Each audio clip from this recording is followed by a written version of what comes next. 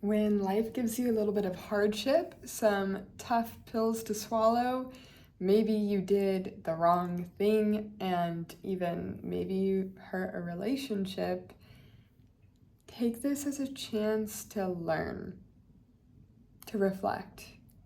Why did this happen? There's this rule called absolute ownership where even if it seems like, well, they were doing this, you still have a role in it. So take accountability, take your power.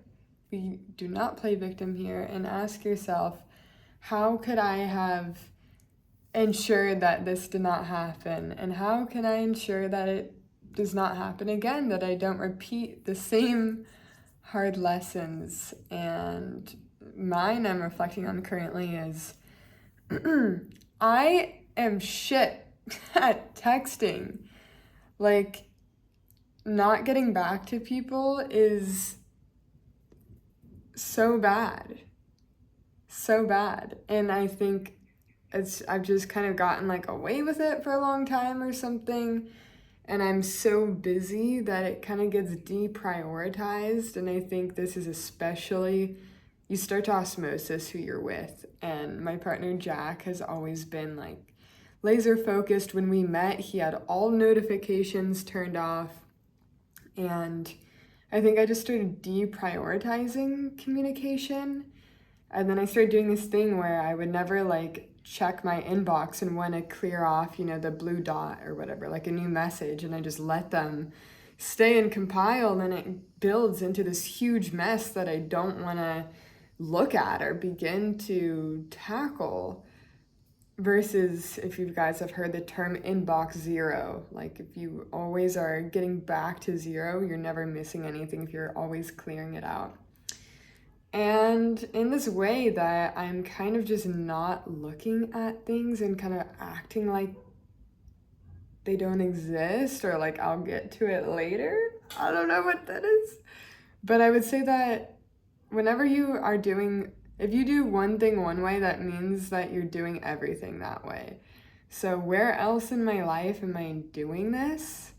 And then I start looking at, do I avoid problems? Do I avoid confrontation? Do I avoid, I made a little bit of a mistake, or maybe I'm slightly like not being my best delivering self, or maybe I didn't communicate and now it's even scarier to communicate because I didn't and time has gone by. So like a little bit of an F up, but then it gets worse because I avoid it more. And then I think maybe I need to over-deliver something by the time I do come back. It is no bueno to avoid and ignore and like act like you literally don't see something. And I heard recently there's a spiritual connection with your eyes. And when your eyes are getting bad or going out of focus and blurry, it's actually directly correlated to your clarity in life. And recently, I've been really having it. I thought it's because I've been spending a lot of time on my computer and my phone, where my eyes just kind of zone out, especially if I'm like working out or on the back of the moped or something. My eyes will just kind of zone out, and I kind of, is it like disassociate? And maybe that's something I'm just doing in my life, is like disassociating from some of these things and acting like the problems aren't there.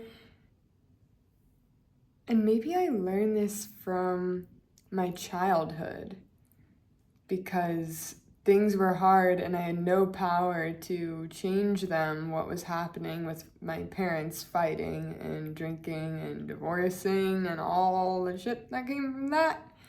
And I couldn't do anything because I was a child. So maybe I would just like disassociate. This is your sign to look at, is there anything in your life that you're showing up in a way that you know is not in your highest self?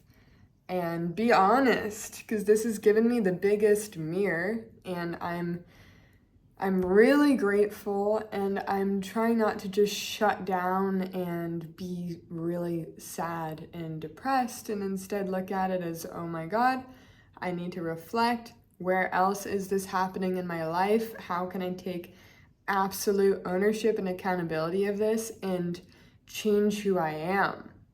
So first of all, I am now the best communicator. I am the fastest. You will always hear from me within like 24 hours. I'm a great communicator. Affirm. I am clean and organized. Because my desktop and my to-do list, guys, it's been really bad. Like my digital organization, and I think it did the same thing where it just got bad and then I have avoided it for years. So next up, I'm gonna really clean up my Notion and my desktop and my content calendar and my ideas processes and how I capture my thoughts. I can't just like push forward all the time through a mess, focus on some things, throw the rest to the back of the list and never get them done.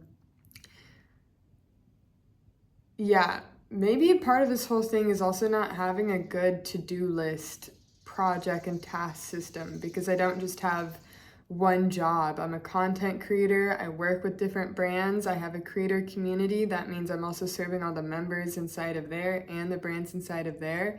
And then any external other partnerships and people I'm doing special projects with too.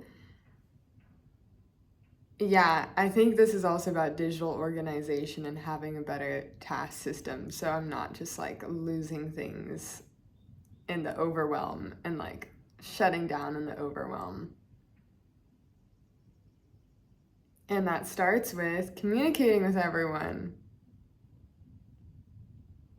All right, guys, I'll keep you updated on this journey. Welcome to the life of an influencer, creator, CEO, failing, successes, winning, failing, winning, failing, winning, failing. I'm going to show you guys it all. So stay tuned for more lessons and how I implement these changes.